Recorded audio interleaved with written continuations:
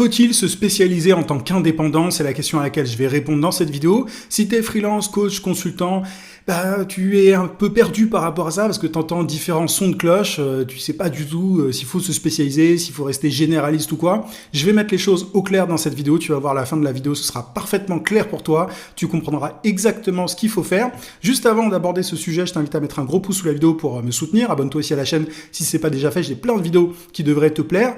Et si tu veux rendre ton business plus rentable et épanouissant, j'ai ce que j'appelle des emails secrets, tu as le lien d'inscription en description. Et en t'inscrivant, c'est très simple, tu vas recevoir chaque matin à 9h mes meilleurs conseils marketing pour développer un business au service de ta vie. C'est pour les prestataires de services, il y a plus de 17 000 entrepreneurs qui sont inscrits à l'heure actuelle. Mon meilleur contenu se trouve dans ces emails secrets. Donc clique sur le lien en description et si tu veux passer à l'action, si tu en as marre si tu veux, de consommer du contenu, d'ingurgiter de l'information, j'ai aussi quelque chose qui pourrait t'intéresser. J'ai un accompagnement, un programme d'accompagnement personnalisé. Tu as tous les détails également en description.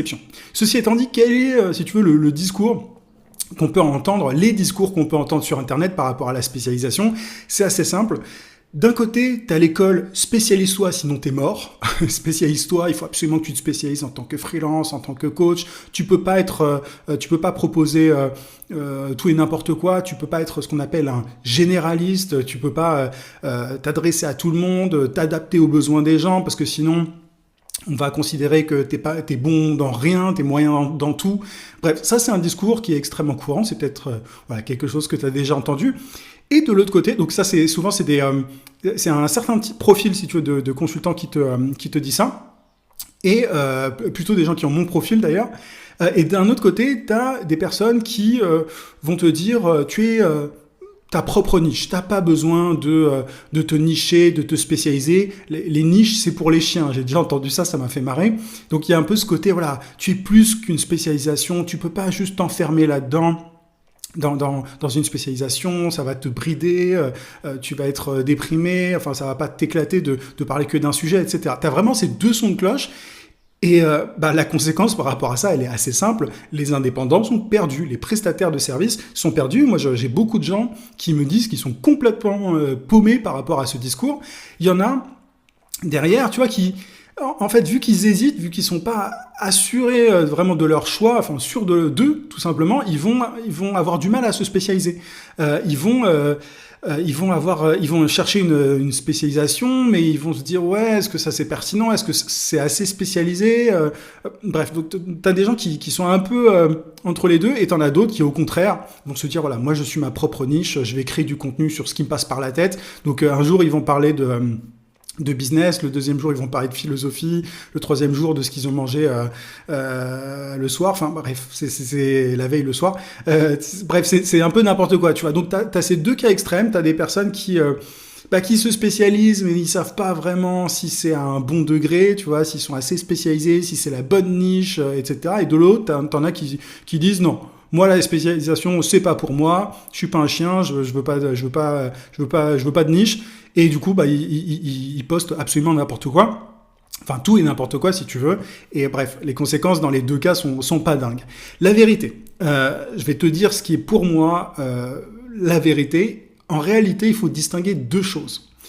Il faut distinguer le cas des prestataires de services comme les freelances et les consultants. Il y a d'un côté les freelances et les consultants qui, eux, règlent des problèmes précis. Si on les paye, c'est pour régler des problèmes précis ou pour apporter un bénéfice bien spécifique, un bénéfice qui est désiré. Et en général, un freelance, un consultant, ce qu'il fait, c'est qu'il répond à un besoin déjà existant. Par exemple, tu vois, un consultant en prospection LinkedIn, il répond aux besoins pour des entreprises B2B d'obtenir des rendez-vous téléphoniques qualifiés avec des prospects. C'est un besoin du marché, donc des entreprises B2B ont besoin de générer ce qu'on appelle des leads, des prospects. Et du coup, elles vont faire appel à un consultant pour ça, une agence qui va prospecter pour eux. Un consultant en publicité, quand je dis consultant freelance, bref, il y a une petite différence, mais grosso modo, on va appeler ça pareil. Mais tu as des consultants dans le domaine de la publicité qui vont, par exemple, aider des e-commerce. Le besoin des e-commerce, il est de générer plus de trafic et de ventes. Et le consultant, il est là pour ça, il va faire en sorte que leur publicité soit rentable. Tu vois, c'est-à-dire qu'il y a un besoin existant sur le marché et ce que font les consultants, les freelances, c'est y répondre, tout simplement. Il règle des problèmes précis. Donc ça, d'un côté, tu as ça, et tu vas voir qu'est-ce que ça implique derrière. Et de l'autre côté, enfin, tu vois, moi, j'oppose ça. Enfin, c'est pas une opposition, mais dans une autre catégorie, tu as les coachs, tout simplement. Et les coachs, pour pouvoir vendre leurs prestations, ils ont besoin d'un très gros niveau de confiance de la part des gens. Tu vois, pour pouvoir payer un coach, enfin, quand tu choisis un coach, quand tu veux te faire accompagner, tu vois, moi j'accompagne des gens. Alors je suis pas, j'ai une casquette un peu, j'ai différentes casquettes, tu vois, coach, consultant, etc. Mais quand tu veux te faire accompagner par quelqu'un à un tarif haut de gamme, bah tu vas pas faire ça sur un coup de tête. Tu as besoin de voir si la personne elle est douée dans ce qu'elle fait, elle connaît son sujet, elle maîtrise, elle a des témoignages, etc. Il y a un gros niveau de confiance à avoir pour pouvoir transformer ses prospects en clients.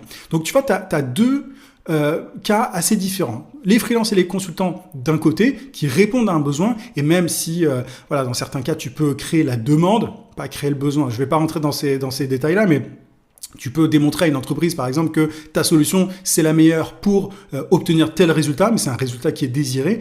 Voilà, c'est quelque chose qui est possible. Et il y a d'autres personnes qui sont simplement des gens qui répondent à un besoin. Par exemple, tu vois, moi, j'avais besoin d'un monteur vidéo il y a pas longtemps. J'ai tapé monteur vidéo sur les réseaux, sur les plateformes, etc. Et j'en ai trouvé. Et cette personne a répondu à mon besoin. Mais grosso modo, les freelances et consultants, ils répondent à un besoin existant, ils permettent d'obtenir un résultat désiré, si tu veux, et même si, évidemment, ils font un niveau de confiance aussi pour faire appel à ces prestataires, il est moins élevé, ce niveau de confiance nécessaire, qu'un coach. Parce qu'un coach, souvent, je te parle vraiment d'accompagnement haut de gamme, de coaching haut de gamme, premium. Un coach, souvent, voilà, c'est pas donné, tu vois, ça peut être 3 000, 5 000 euros, etc. Donc, c'est plus, en général, qu'un freelance.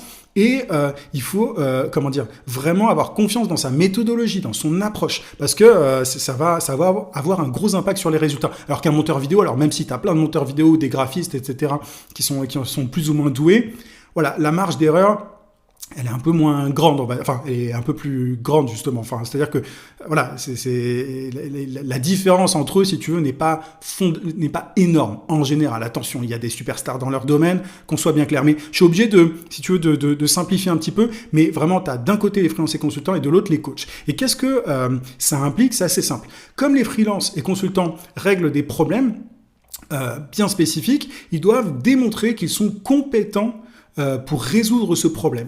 Et pour pouvoir démontrer que tu es compétent pour résoudre, tu vois, pour faire du montage, pour optimiser un site web, etc., en fait, tu es obligé de te spécialiser parce que ça va te permettre de démontrer ton expertise. En fait, si tu dis, moi, je fais un peu de tout, en face, on se dit, c'est quoi ce guignol, qu'est-ce qu'il fait? Ça permet aussi il y a plusieurs intérêts. Donc déjà, le fait de démontrer ton expertise, ça te permet aussi de régler les problèmes de tes clients plus vite quand tu es spécialisé et que tu as un client qui te demande ton aide, tu vas pouvoir l'aider vraiment vite, parce que justement, tu as cette expertise, etc. Enfin, tu as cette spécialité, tu fais ça tous les jours et tu as aidé plein de clients dans le même cas, et ça te permet aussi de facturer des tarifs premium, d'être spécialisé. Si tu te spécialises pas, en fait, tu es juste un prestataire parmi les autres. Donc, c'est pour ça que pour les freelances et consultants, pour moi, c'est essentiel de se spécialiser. Ça permet de se démarquer, de sortir du lot, encore une fois, de démontrer ton expertise. Tu vois, un e-commerce, par exemple, quand il fait appel à un consultant en publicité, il veut quelqu'un qui a déjà bossé avec d'autres e-commerce, qui a eu des résultats, etc. Il n'a pas envie d'avoir un consultant qui bosse avec des SaaS, tu vois, des logiciels, des cabinets de conseil, etc. Non, ce qu'il veut, c'est quelqu'un qui est spécialisé dans son domaine. C'est comme ça qu'il va lui faire confiance, qu'il va faire suffisamment confiance pour passer à l'action.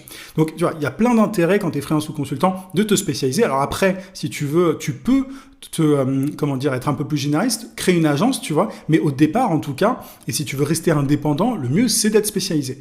Et le truc, c'est que par rapport aux coachs maintenant, comme les coachs ont besoin de gagner la confiance des gens, il y a une expression en anglais qui est people buy you, les gens t'achètent toi. En tant que coach, c'est particulièrement vrai. Comme les coachs, en fait, ils ont besoin de gagner la confiance des gens, en fait, en tant que personne. Tu vois, moi, quand quelqu'un me paye, c'est parce qu'il aime bien mon approche, il aime bien mon ton, il aime bien ma philosophie, etc. Justement, ces coachs doivent parler de leur philosophie, de leur vision. Alors attention, évidemment, je vais préciser ça, il ne s'agit pas de parler de n'importe quoi, mais ça peut passer par des sujets divers. Leur contenu peut passer par des sujets qui vont un peu au-delà de leur domaine. Mais attention, il faut garder en tête toujours quand même le problème que tu règles quand tu es coach pour tes clients. Et en fait, il faut que ces sujets servent ta marque personnelle. C'est-à-dire que oui, tu vas pouvoir, tu vois, par exemple, si tu es coach... et je sais pas, et que t'aides, enfin bon, je vais prendre mon cas, mais tu vois, j'aide les indépendants à développer leur activité, à avoir un business plus rentable, plus épanouissant. Et donc, je parle beaucoup de marketing, mais je parle aussi de ma façon de voir les choses. Je parle beaucoup d'autonomie, du fait, tu vois, je vais parfois évoquer mon propre lifestyle, parce que ce que je cherche à attirer, c'est des personnes qui veulent justement ce lifestyle, qui ont une approche assez minimaliste comme moi, qui sont des minimalistes, si tu veux, qui veulent kiffer leur vie, mais qui sont pas dans le bling-bling, etc. Donc, en fait, forcément, j'aborde ces sujets-là régulièrement pour qu'on comprenne qui je suis, pour pouvoir attirer les bonnes personnes. Tu vois, j'essaye de partager ma philosophie, ma vision de la vie, etc.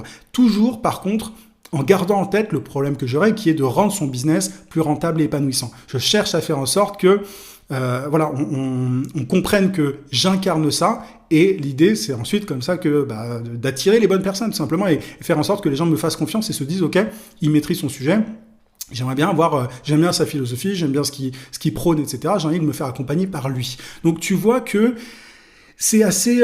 il faut vraiment distinguer les deux cas. Tu as les freelances et les consultants qui règlent des problèmes précis, et en soi, évidemment, la marque personnelle, je ne vais pas te dire que ça sert à rien quand tu es freelance ou consultant, mais c'est quand même un peu moins important. Je vais être très clair, c'est un peu moins important parce que tu as des boîtes qui veulent régler des problèmes. Évidemment, elles veulent que tu sois compétent, etc. Elles veulent que tu sois sympa, etc. Mais le plus important, c'est que tu sois compétent, que tu sois expert.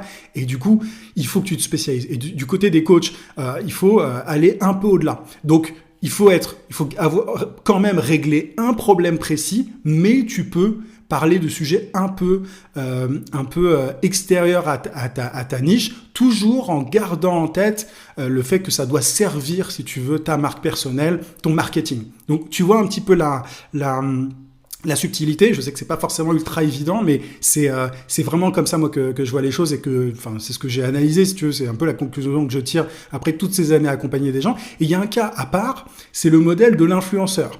En fait, c'est ceux qui ont déjà une grosse marque personnelle, tu vois, qui ont des centaines de milliers de personnes et tout, et qui ont une audience suffisamment importante. Là, eux, ils peuvent parler d'un peu ce qu'ils veulent et ensuite rediriger du trafic, tu vois. Je vais te parler du cas, alors il est pas du tout prestataire de service, mais tu vois, quelqu'un comme un influenceur comme Squeezie, il peut lancer une équipe d'e-sport, il peut lancer une marque de kombucha, de fringues, enfin, tu vois ce que je veux dire. Et du coup, t'as ce genre de personnes dans le domaine qui sont coachs, qui sont consultants, qui sont un peu des superstars, et eux, ils peuvent un peu se permettre d'aller au-delà, parce que ils ont leur intérêt, c'est de toucher plus de monde, c'est de diriger vers différentes offres. Enfin, ils peuvent se diversifier, mais en tout cas, quand t'es pas encore une superstar, pour moi, c'est vraiment les deux voies qu'il faut emprunter en fonction de ton métier, en fonction de si t'es freelance consultant ou si t'es coach. Donc, pour moi, grosso modo, enfin, tu vois, si tu vois un peu comment je me situe, pour moi, la spécialisation est importante. Maintenant, dans le cas des coachs, tu peux un peu aller au-delà. Tu peux parler d'autres sujets, mais toujours à condition que ça serve ta marque, que ça serve ton marketing. Il faut toujours faire les choses de façon stratégique. Parce que si tu commences à parler en tant que freelance, coach ou consultant, je sais pas, un jour, encore une fois, tu parles de ton domaine, enfin de ton métier, de ton job, de ce que tu fais, et le lendemain du fait que tu as mangé une pomme, et le surlendemain que tu es parti en voyage dans tel endroit. À quoi ça sert? Le fait de parler, par exemple, du fait de voyager, ça, moi, c'est un truc que je fais pour démontrer, de temps en temps, pas souvent d'ailleurs, mais pour démontrer que j'ai un business au service de ma vie. Tu vois, ça sert mon propos marketing. C'est pas juste gratos, et encore, j'ai pas fait des vlogs à New York la dernière fois que j'y étais, tu vois. C'était juste, voilà, en ce moment, je suis là, et j'ai mon business qui tourne en même temps. Voilà, c'était juste pour montrer que j'incarnais ça. Mais tu vois un petit peu. Mais attention à cette fameuse phrase de « tu es ta propre niche, les niches c'est pour les chiens, parle de ce que tu veux, etc. » Ça, c'est ultra prétentieux de croire que tout ce dont on va parler va intéresser les gens. Enfin, je veux dire, à part si t'es influenceur ou une superstar et tout, on s'en fout un petit peu de ta vie, de ce que tu penses sur ceci, cela. Garde toujours en tête pourquoi tu crées du contenu, qu'est-ce que tu cherches à transmettre comme message, tout simplement. J'espère que cette vidéo t'a été utile. Je suis curieux aussi d'avoir ton avis, ton retour par rapport à ce sujet. C'est toujours un sujet assez brûlant. Je te rappelle que si tu veux rendre ton business plus épanouissant, plus rentable, tu as le lien de mes emails secrets pour simplement te développer à ton rythme. Maintenant, si tu veux aller plus vite, tu as aussi mon accompagnement personnalisé. Tu as tous les détails également en description. Je te souhaite plein de succès.